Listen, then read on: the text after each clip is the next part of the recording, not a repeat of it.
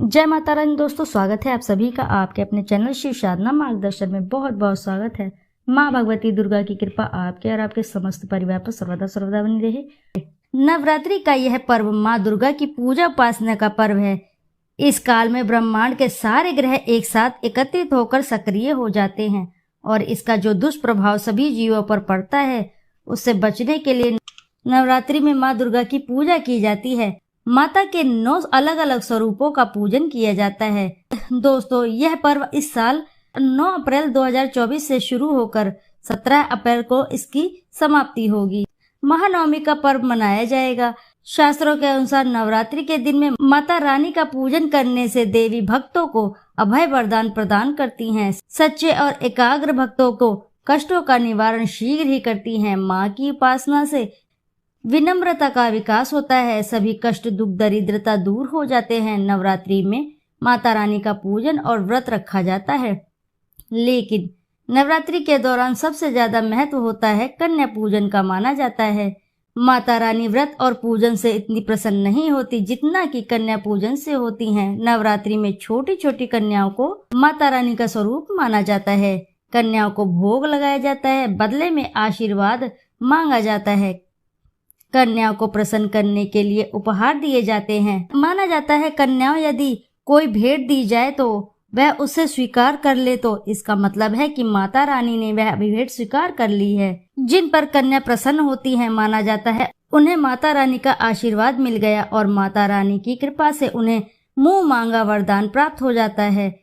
नवरात्रि में 2 वर्ष से 10 वर्ष तक की कन्या का पूजन होना चाहिए। अष्टमी अथवा नवमी को कन्याओं के पैर धोकर भोजन कराना और सामर्थ्य के अनुसार दान देना सबसे श्रेष्ठ है। 2 वर्ष की कन्या को कुमारी कहा जाता है। इसके पूजन से दुख और दरिद्र दूर होता है। 3 वर्ष की कन्या को त्रिमूर्ति कहा जाता है और इनके पूजन से सुख समृद्धि आती है। 4 वर्ष की कन्या को कल्याणी कहा जाता है। इनके पूजन से भक्त का कल्याण होता है। 5 वर्ष की कन्या को रोहिणी कहा जाता है। इनके पूजन से रोग से मुक्ति मिलती है। 6 वर्ष की कन्या को काली का रूप का माना जाता है। इनकी पूजा से विद्या, विजय और राज्य की प्राप्ति होती है। 7 वर्ष की कन्या को चंडिका माना जाता है। इनके पूजन से ऐश्वर्य की प्राप्ति होती है और 8 वर्ष की कन्या को शांभवी का रूप माना जाता है। इनके पूजन से वाद विवाद विजय मिलती है। 9 वर्ष की कन्या को दुर्गा का स्वरूप माना जाता है और इनके पूजन से शत्रुओं का नाश होता है। 10 वर्ष की कन्या को सुभद्रा कहा गया है। इनके पूजन से सभी मनोरथ पूर्ण हो जाते हैं। अगर इनका पूजन नवमी के दिन कोई भक्त करते हैं तो वह वैसी स्थिति में प्रसाद ग्रहण करते समय 2 से 10 वर्ष तक की आयु के बालक को भी प्रसाद ग्रहण कराना चाहिए। शास्त्रों में कहा गया है कि बगैर भैरव और हनुमान जी के पूजन के कन्या पूजन विशेष फल प्राप्त नहीं होता है। बालक हनुमान जी का स्वरूप होते हैं। वर्तमान परिस्थितियों में नवरात्रि के दौरान कन्या पूजन करना इतना सुरक्षित नहीं है, लेकिन जैसा कि शास्त्रों में वर्णित है, कन्या पूजन के बिना, कन्याओं का आशीर्वाद के बिना नवरात्रि के व्रत और पूजन अधूरे रहते हैं। और आज इस वीडियो द्वारा मैं आपको ऐसी चीज आपको बताने जा रही हूँ जिससे आप नवरात्रि के दौरान किसी भी कन्या को दे देते हैं तो आपको माँ दुर्गा का आशीर्वाद प्राप्त होगा। माता रानी की कृपा से आपके जीवन में चली आ रही बड़ी से बड़ी परेशानी भी समाप्त हो जाएगी। घर में सुख समृद्धि आएगी, जीवन खुशहाल हो जाएगा। आगे बढ़ने से पहले दोस्तों, आपसे एक छोटी सी रिक्वेस्ट है, यदि वीडियो आपको अच्छी लगी है तो वीडियो जरूर लाइक करें और साथ ही चैनल को सब्सक्राइब करें और एक बार अपनी सच्ची श्रद्धा से कमेंट बॉक्स में जरूर लिख दें, जय माता भगवती दुर्गा की जय। दोस्तों, नवरात्रि में माँ की कृपा प्राप्त करने के लिए नवरात्रि के किसी भी दिन स्नान करके स्वच्छ वस्त्र धारण करें। एक पानी वाला जटा वाला नारियल लेकर उसे पानी से अच्छे से साफ कर लें और एक थाली में रख लें। माता के सामने एक शुद्ध घी का दिया जलाएं। सुगंधित धूप बत्ती जलाएं। यदि आपने अखंड जोत जलाई रखी है तो अलग से दिया जलाने की आवश्यकता नहीं है। माता रानी को कुमकुम से तिलक करें, फलों की मिठाई का भोग लगाएं। फिर उसके बाद उसी कुमकुम से जटा वाले नारियल पर एक स्वास्तिक चिन्ह बनाएं। इस नारियल को माता रानी के चरणों में अर्पित कर दें। फिर भगवान श्री गणेश और नव दुर्गा को प्रणाम करें। आपकी जो भी समस्याएं हैं वह माता रानी के समक्ष रखें और उन समस्याओं को दूर करने की प्रार्थना करें और अपनी मनोकामना माता रानी से कहें।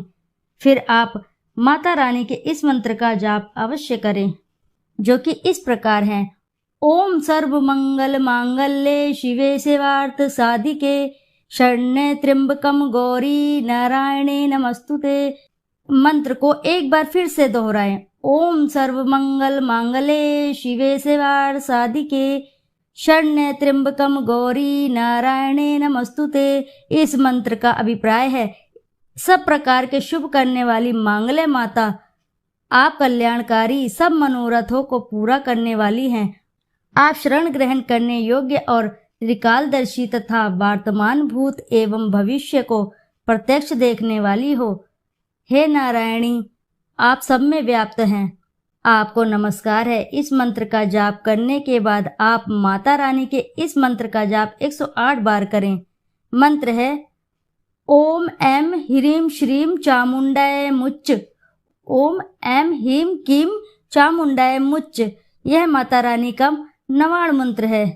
माँ दुर्गा दुखों का नाश करने वाली देवी हैं, इसलिए जब नवरात्रि में उनकी पूजा उपासना और श्रद्धा से की जाती है और उनकी नव शक्तियाँ जागृत होकर ग्रहों को नियंत्रित कर देती हैं, जिससे जीवों का कोई अनिष्ट नहीं हो पाता।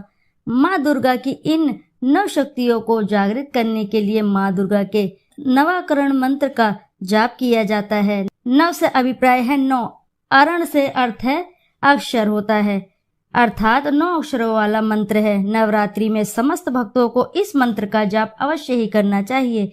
इस मंत्र का जाप करने से माता रानी की कृपा से सभी कष्टों से छुटकारा मिलता है। मंत्र का जाप करने के पश्चात आप नारियल को अपने हाथों में उठाएं, नारियल को अपने मस्तक से लगाएं और माता रानी से हाथ जोड़कर प्रार्थना करें। हे माता रानी, इस कन्या को आपका रूप मानकर हम कन्या को यह नारियल अर्पित कर रहे हैं। आप कन्या रूप में हमारे द्वारा अर्पित किए गए इस श्रीफल को स्वीकार करें।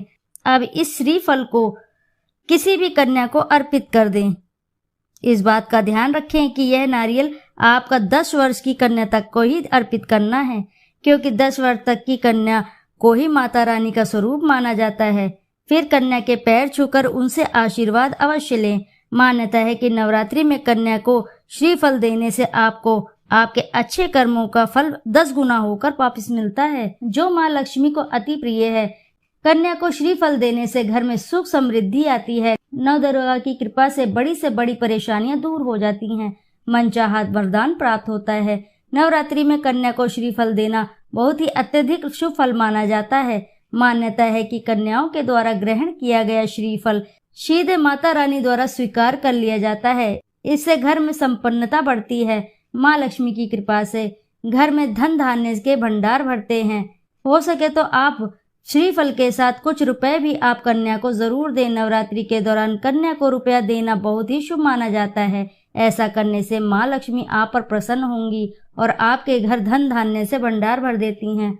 दोस्तों, इसी के साथ नवरात्रि में आपको ये कार्य आप किसी भी दिन कर सकते हैं, परंतु उससे पहले स्नान आदि करने से पूजन अवश्य ही करें। माता रानी का पूजन करने के पश्चात ही कन्या को यह भेंट अवश्य दें। मासिक धर्म के दौरान महिलाएं यह कार्य बिल्कुल ना करें, क्योंकि यह भेंट आप कन्या को माता रानी का स्वरूप मानकर दे रहे हैं। नवरात्रि व्रत में पूजन से भी ज्यादा महत्वपूर्ण कन्या पूजन रखता है, इसलिए नवरात्रि के दौरान भूल कर भी किसी भी कन्या का अपमान न करें। नवरात्रि के दौरान आपके घर आई कोई भी कन्या हो या फिर कोई भी जरूरतमंद व्यक्ति खाली हाथ ना जाए। तो आइए दोस्तों, जानते हैं कि कन्या पूजन के दिन आपको क्या गलती नहीं करनी है और किन किन बातों का ध्यान रखना चाहिए। दोस्तों, इस बात का ध्यान रखें कि कन्याओं के घर में आने के बाद उन्हें सीधे तौर पर भोजन ग्रहण करने के लिए ना बैठाएं। पहले उनके पांव अपने हाथ से धोएं और हल्दी, कुमकुम और चावल से टीका करें। उसके बाद उन्हें पूर्व दिशा की ओर मुख करके साफ सुथरा आसन पर बैठाना चाहिए। फिर कन्या को खीर, पूड़ी, सब्जी, हलवा, चना परोसे। इस बात का ध्यान रखें कि कन्या को भोजन के लिए जबरदस्ती नहीं करना चाहिए। वे जितना खा पाए उन्हें आदर पूर्वक उतना ही खाना खिलाना चाहिए। उन्हें पैर धोकर बैठाना चाहिए। उनके पैर को स्पर्श करके माथे पे स्पर्श करके आपको बैठाना चाहिए। उनको आसन पे बैठाना चाहिए। उपहार में उन्हें आपको कुछ देना भी चाहिए। उन्हें उपहार में जैसे कि आप फल चुनरी या मिठाई या कोई एक बर्तन भी दे सकते हैं। अगर आपका सामर्थ्य ना हो तो आप इनमें से कोई सी भी एक चीज दे सकते हैं। उपहार देने के बाद उनके पैर छूकर उन्हें द्वार तक सम्मान पूर्वक विदा करके आएं। दोस्तों, कन्या पूजन करने में कुछ सावधानियां भी रखनी चाहिए। ऐसा करते वक्त कन्याओं को जरा सा भी डांटे नहीं और पूरी श्रद्धा के साथ उनकी पूजा करें। कन्या को इस दिन भूल कर भी बासी भोजन ना कराएं और कन्याओं के साथ कम से कम एक बालक को भी कन्या के पूजन के समय बैठाना चाहिए। बालक को भैरव का रूप माना जाता है। कन्याओं के विदा होने के बाद तुरंत साफ सफाई में नहीं लग जाना चाहिए। यदि आपके पास कन्या पूजन करने का समय नहीं है या फिर किसी अन्य कारण से आप पूजन नहीं कर पा रहे हैं तो मंदिर में यथाशक्ति भोजन भेजकर दान करवा देना चाहिए। दोस्तों, कन्याओं का भूल कर भी किसी प्रकार का अपमान ना करें और कन्याओं के लिए जो भोजन बनाए उसमें भूल कर भी लहसुन प्याज का प्रयोग ना करें। इसके अलावा कन्याओं को भोजन करवाने से पहले भोजन को जूठा न करें। कन्या पूजन में कन्याओं के साथ गलती से भी भेदभाव ना करें। इस बात का आपको विशेष ध्यान देना है, अन्यथा माता आपके इन कर्मों से, इन कार्यों से रुष्ट हो सकती हैं। आपके इन कार्यों से माता दुर्गा रुष्ट हो सकती हैं। आपकी श्रद्धा भक्ति का कोई फल आपको प्राप्त नहीं होगा। यदि आप इस तरह की गलती करते हैं तो विशेष ध्यान रखें। तो दोस्तों, आशा है कि जानकारी से आपको लाभ अवश्य ही प्राप्त होगा। यदि जानकारी आपको अच्छी लगती है तो वीडियो ज़रूर लाइक करें और साथ ही चैनल को सब्सक्राइब करें और एक बार अपनी सच्ची श्रद्धा से कमेंट बॉक्स में जरूर लिख दें। जय माँ भगवती दुर्गा की जय। फिर मिलते हैं आपसे ऐसे ही किसी नई जानकारी के साथ। जब तक के लिए नमस्कार।